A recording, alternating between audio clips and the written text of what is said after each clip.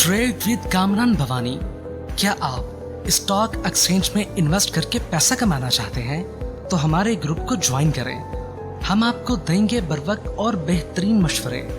हमारे पास अकाउंट खोलने और ग्रुप ज्वाइन करने के लिए इन व्हाट्सएप नंबर पर राब्ता करें। कामरान मेमन भवानी 0345 826 4499। बिस्मिल्लाहिर्रहमानिर्रहीम। अस्सलाम वालेकुम मेंबर्स, मैं कामरान मेमन बावनी। आप देख रहे हैं यूट्यूब का चैनल, सो क्लेम या ब्लेम नहीं है।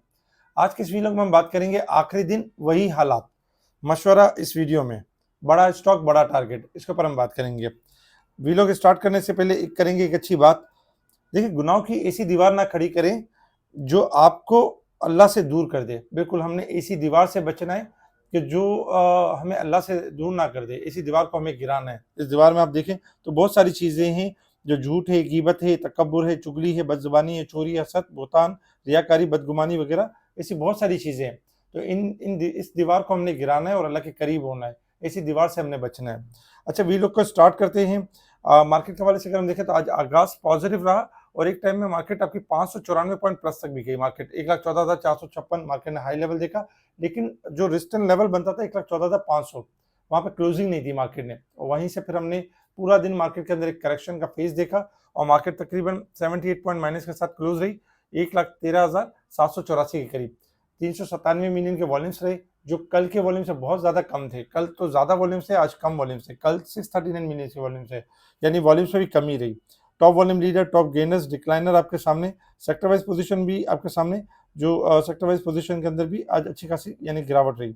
इसके साथ ही अगर हम कुछ न्यूज़ के ऊपर अगर हम नजर डालें तो सबसे पहले एक बड़ी खबर कि हब पावर को रिसीव हो गए 36.50 बिलियन रिसीव हो गए सीपीपीए की तरफ से, गवर्नमेंट टू पे पीएसओ लाइबिलिटीज। अब पीएसओ की जो लाइबिलिटीज है वो अदा करेगी, तो ये पीएसओ के लिए भी अच्छी खबर है और आपको के लिए भी अच्छी खबर है।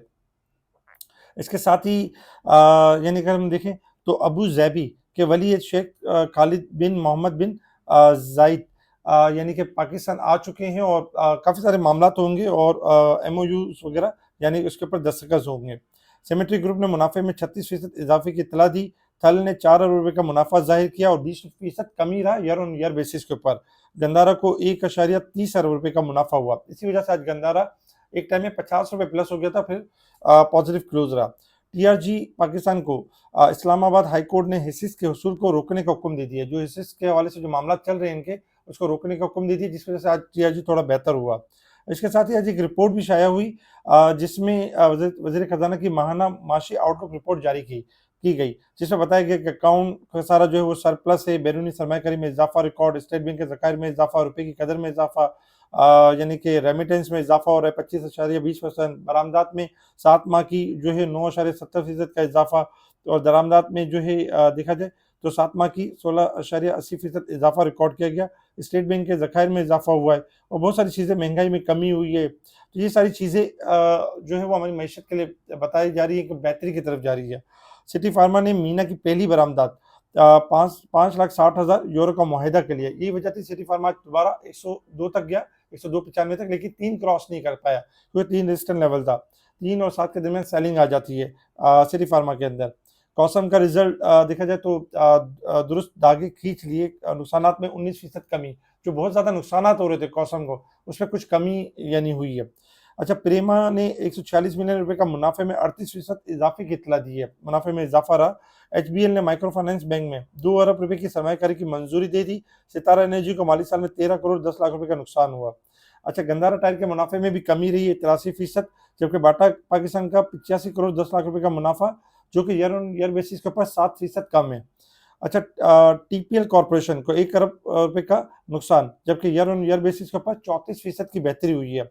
अच्छा, ऑयल वे एनर्जी के नुकसानात में 54% की कमी। ये सारी खबरें थी जिसके ऊपर मार्केट ने रिएक्ट किया और हमने देखा कि मार्केट आपकी जो है वो वॉलेटाइल चलती रही। रिजल्ट भी था, रोल ओवर भी था और इसकी वजह से मार्केट के अंदर हमने 78 पॉइंट की कमी देखी। इंटरनेशनल लेवल्स के ऊपर अगर हम देखें तो क्रूड ऑयल ट्रेड कर रहा है $69.25 के पास। क्रूड ऑयल थोड़ा सा रिकवरी के ट्रेंड के ऊपर आ चुका है, $70 से लेकर 71 तक जा सकता है। सेल ऑन स्ट्रेंथ 70 और 71 के दरमियान प्रॉफिटिंग बनेगी। गोल्ड सिल्वर में अगर हम देखें तो गोल्ड इस वक्त $2896, $33 माइनस है और सिल्वर है 3210।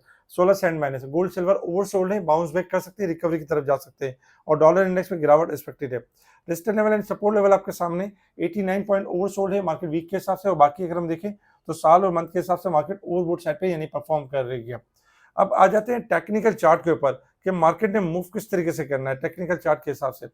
देखिए टेक्निकल चार्ट आपके सामने है और टेक्निकल चार्ट के हिसाब से हमने आज देखा कि आज 1,14,000 का लेवल जो कि स्टार्टिंग में मार्केट ने ब्रेक तो कर दिया लेकिन सस्टेन नहीं कर पाई और मार्केट ने फिर लेवल ब्रेक किया और 1,14,000 से बिलो क्लोज रही है। अब अगर हम ओवरऑल अगर मार्केट का जायजा लें यानी कि मार्केट के ऊपर, तो मार्केट कोशिश ही कर रही है कि जब मार्केट का जो लॉन्ग ब्रेकआउट है वो तो 1,12,000 से स्टार्ट हो चुका था और फिर मार्केट ने दो बार 1,12,400 और दूसरी बार 12,600 ये मार्केट ने हाई बनाने के बाद थोड़ी सी डिप भी ली थी और यहीं से मार्केट आपकी रिबाउंड करके थी, जिसके ऊपर मार्केट ने 1,15,889 का हाई भी बनाया था। अब चूंकि मार्केट ने आज 1,14,000 का लेवल फिर ब्रेक किया जो कि आपको तस्वीर में नजर आ रहा है, उस हिसाब से ये कि कल के दिन में मार्केट वॉलेटाइल परफॉर्म कर सकती है, यानी कि आखिरी दिन है, हालात वही हैं कि मार्केट वॉलेटाइल परफॉर्म कर सकती है। इसमें ये होगा कि 1,13,500 की सपोर्ट है मार्केट की और मेजर जो सपोर्ट है मार्केट की स्ट्रॉन्ग सपोर्ट वो है 1,12,500 की। तो मार्केट 1,13,500 और 1,13,000 मार्केट वॉलेटाइल परफॉर्म कर सकती है और 1,12,500 और 600 जो मार्केट की सपोर्ट आ रही है मार्केट उससे पहले रिबाउंड कर सकती है, बाउंस बैक कर सकती है। तो कल के दिन हमें क्योंकि लास्ट डे होगा थोड़ा सा वॉलेटाइल सेशन मिल सकता है क्योंकि काफी सारे रिजल्ट होंगे, रिजल्ट भी आ रहे हैं मार्केट के अंदर और कल लास्ट डे भी है रोल ओवर वीक का, तो इसमें काफी सारे सौदे जो होंगे जो पुराने कॉन्ट्रैक्ट के होंगे वो नए कॉन्ट्रैक्ट की तरफ शिफ्ट हो रहे होंगे, तो इसकी वजह से हमें थोड़ी सी अनसर्टेनिटी का सामना यानी रह सकता है। लेकिन अगर हम थोड़ा सा मार्केट को थोड़ा सा लॉन्ग ग्राफ के हिसाब से देखें तो मार्केट पिछले 3 वीक से यानी मार्केट मुसलसल कोशिश कर रही है कि मार्केट पॉजिटिव क्लोज हो रही है।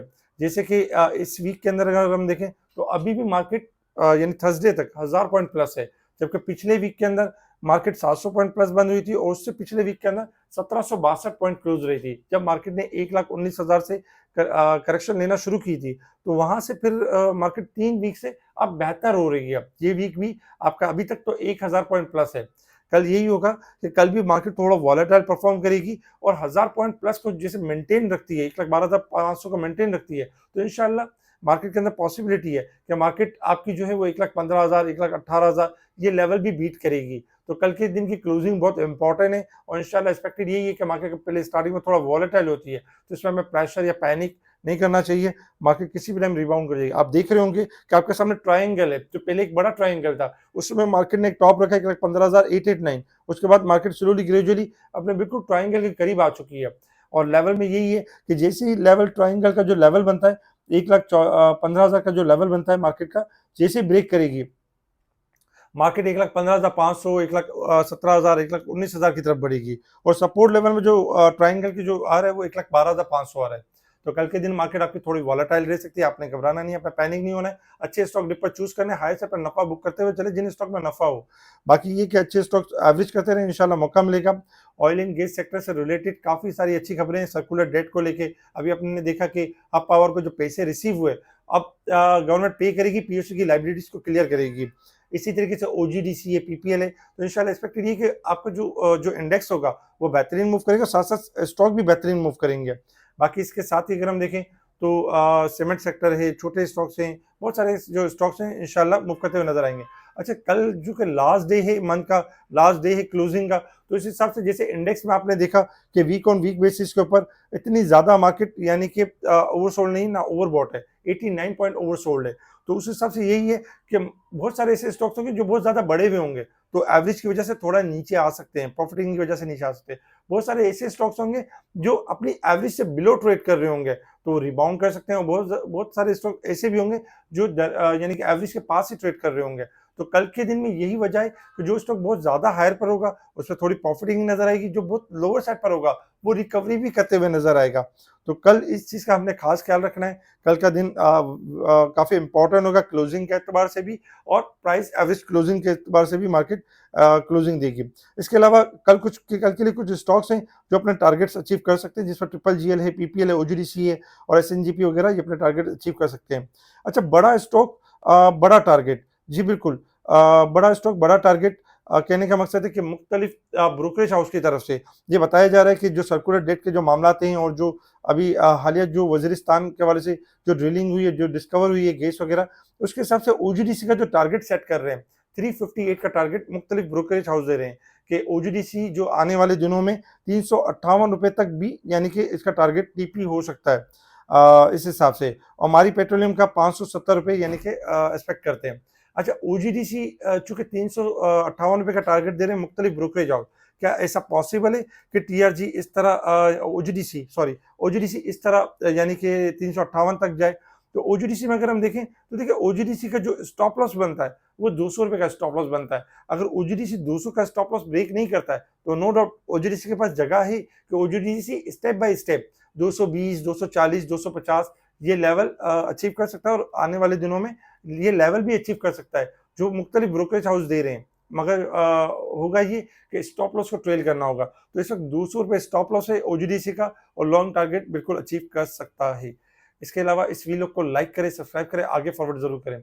स्पेशल ग्रुप में टाइमली चीज़ों को हाईलाइट किया जा रहा होता है। अगर आपने स्पेशल ग्रुप से जुड़ना है, किसी भी ब्रोकरेज हाउस से ताल्लुक रखते हैं, अपना अकाउंट शिफ्ट करना चाहते हैं हमारी तरफ, तो एक अपने व्हाट्सएप पर कॉन्टैक्ट करना है, न्यू अकाउंट का प्रोसेस को कंप्लीट करना है और एक ईमेल के थ्रू आपके शेयर ट्रांसफर हो जाएंगे हमारे ब्रोकरेज हाउस में। इसके अलावा आपका अकाउंट किसी मुनी खाने की किसी भी ब्रांच में, तो आप एक ईमेल करेंगे तो आप हमारी सर्विस फ्री में आप अवेल कर सकेंगे एक ईमेल करने के ऊपर। ठीक है जी, शुक्रिया। कामना मेमन बावनी, अल्लाह हाफिज़।